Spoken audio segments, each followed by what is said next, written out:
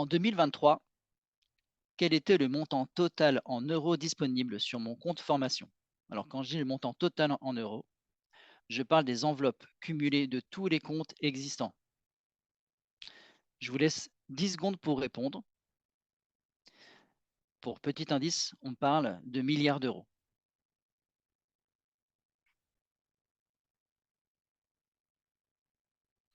Et puis pour vous aider, sachez que même en posant la question à ChatGPT, je n'ai pas eu la réponse comme ça.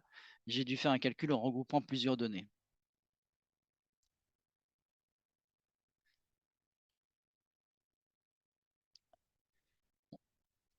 Est-ce qu'on a des réponses?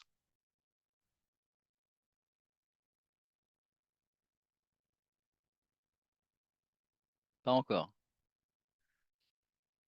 Bon, je vais vous donner la réponse.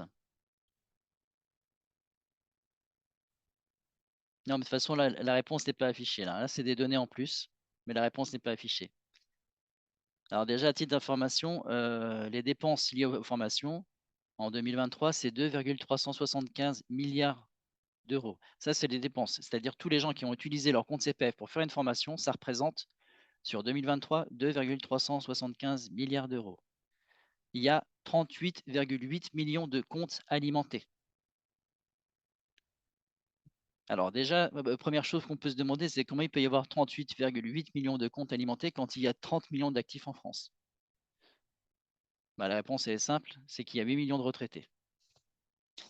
Donc en fait, l'enveloppe CPF au global disponible sur mon compte CPF en regroupant tous les comptes, ça représente 51 milliards d'euros.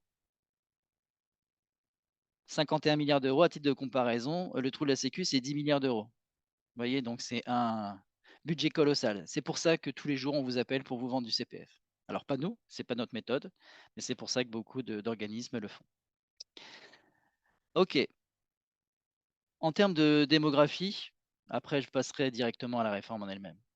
On constate qu'il y a quand même une belle parité homme-femme, hein. On a autant de femmes que d'hommes qui font appel au CPF. Et bien évidemment, on a plus d'employés ouvriers qui font appel au CPF que de cadres supérieurs, avec un rapport de 70% pour 30%.